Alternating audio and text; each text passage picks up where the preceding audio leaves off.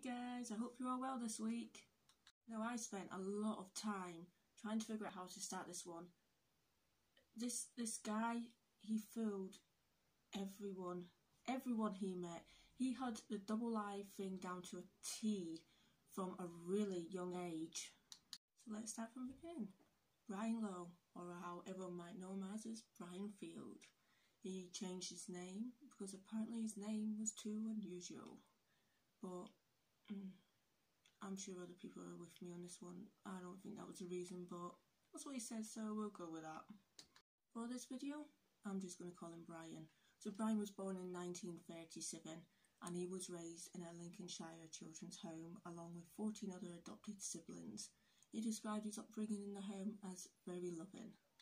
Unfortunately for two of his younger adopted siblings, Alan and Andrew, this wasn't the case for them, and this was down to Brian. I can honestly tell you that Andrew's story had me in tears when I listened to it. This man has been traumatised for his whole life from what Brian did to him. It was quite horrific, let's say. And to make it worse, they couldn't talk about what Brian had did because Brian could do no wrong. He was a saint. Everyone loves Brian. We've all known one of them kids as we were growing up. Andrew's description of Brian was, he was one of them kids that was completely perfect, but in reality, he was evil. In 1951, at the age of 15, Brian followed a young girl down a field nearby the foster home. He strangled this girl with her own skipping rope and then abused her. Unfortunately, nothing was done about this at the time. I'm not sure if she didn't speak about it. That could be the case, or the case could be just that they didn't know who he was, or they just didn't believe it. No one knows. I couldn't find anything to see why nothing was done about this. Fast forward to 1967 and Brian gets married. How nice, eh? Brian's brother-in-law slept over on the first night and he described it as fun. He was watching TV, he was playing games. Then all of a sudden Brian gets up, he turns off the TV, turns off the lights. His brother-in-law thought, we're going to bed. No. Brian abused his brother-in-law, who I believed was 11 at the time. I could be slightly wrong by the age. It was 11 or 12. He was threatened to not say anything. Being that young, he was scared and, of course, didn't tell anyone. Then in 1972, in Aberdeenshire, a 14-year-old boy was walking home from his friend's house when Brian pulled over in his car. He dragged the young boy to the side of the field. He started strangling the boy, started undressing the boy, and then was startled by a sound. If I'm correct, it was the sound of an animal. This made Brian flee. How lucky that little boy was. The next morning, Brian's car was traced, and on November 1972, Brian was arrested and sent to prison for 2 years. But in 1973, Brian was released for good behaviour. I'll never understand why this is a thing. I believe a person should serve the full time in prison that they're given in court. That's my opinion. I said it, and I stand by it. Now, I'm not here to judge his wife, but it took her till 1981 to divorce him. If that was me, I would have divorced his ass the second he was arrested for attempting to abuse a child. I mean, everyone has their reasons, right? I mean, he was a friendly guy and everyone loved him, they couldn't do no wrong. Kept just hearing that line. Then in 1986, on New Year's Day, two 15-year-old boys, who I believe their names were David and Nicholas, this is what I read, had been shopping and hitchhiked a ride in, guess whose car? Brian's. After driving past where the boys needed to be, Brian pulls out a metal rod. He threatens the boys to take off their shoes and coats. Being young and scared and trapped in the back of the car, the boys took them off. Sorry, I forgot to mention that this was a 3-door car, so when the boys got into the car, they had to pull the seat forward and climb into the back and pull the chair back, so they were trapped in the back of the car. Then Brian tells them they have to take off the trousers and the shirts. Luckily, when he was driving was a narrow road, so another car started coming towards Brian. The boys quickly started banging on the window, shouting for help. Unfortunately, this car didn't see them or hear them, I'm not sure, but he carried on driving past them. Now, I admire these boys for this quick thinking, because straight after that moment, as Brian was accelerating, the boys pushed forward the chair, opened the door, and managed to jump out of the car while it was moving. This quick thinking possibly saved their lives. The boys ran to the police, and Brian was arrested on the same day and sentenced to 4 years for false imprisonment. But after 2 years, Brian was released for good behaviour. I just don't even know what to say with this anymore. This actually really frustrates me so much. Of course, he behaved.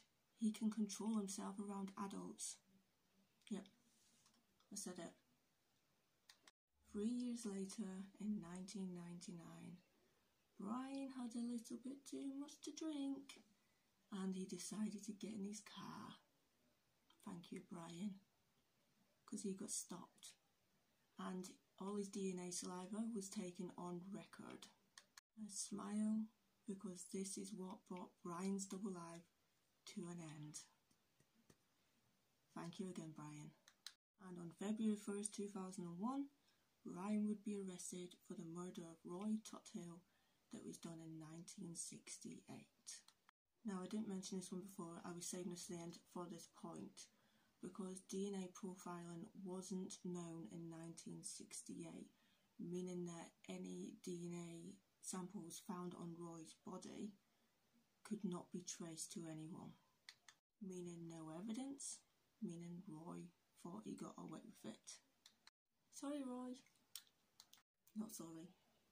The murder of Roy Tuthill occurred on the 23rd of April 1968 in Surrey, England.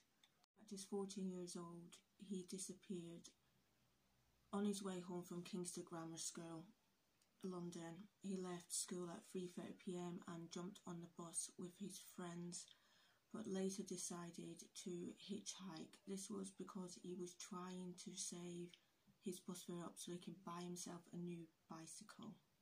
He was picked up by Brian on the A24 Chessington, Surrey, 5 miles from where Brian was working at the time. Roy was found days after on a nearby field with signs of being strangled and abused.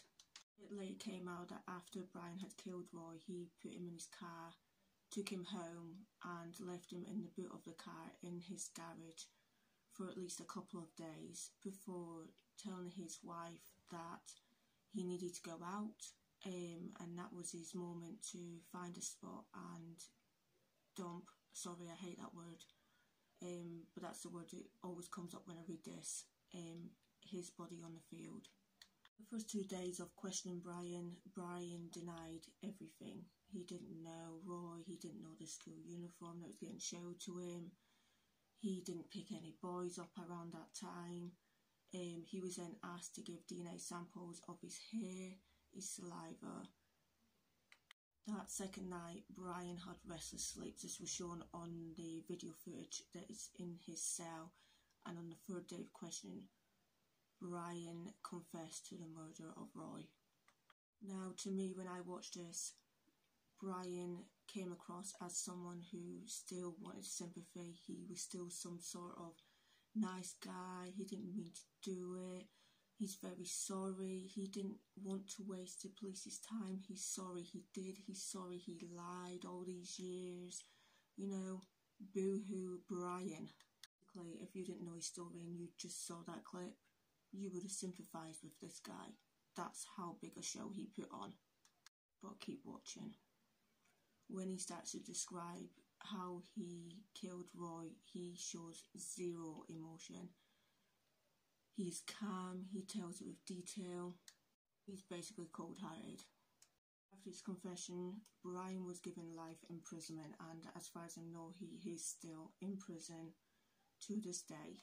While in prison, it's been found that he is possibly connected to 25 unsolved child murders and dozens of other attacks on teenage boys over the last 40 years. These including 15-year-old Mark Billington and the Milk Carton Kids, also known as 13-year-old David Spencer and 11-year-old Patrick Warren. These boys both vanished in 1996, just a few miles from Brian's home. The hunt is still ongoing for these boys. Please do look it up, please go and help them. They are all normal people like me and you, trying to dig, trying to find these boys and give them peace. I would like to go into this one further, but it would be a separate video. Brian, we all know that you know where these boys are. Just be a decent person and let them know. I just hope that one day all of the families are given peace and Brian comes forward with all of his confessions. That's me for this week, guys. Pop in the comments anything you know about this case that I have not mentioned. I would like to hear a lot more about it, any updates that I may not know. And I will see you all next Sunday. Have a nice day and stay safe.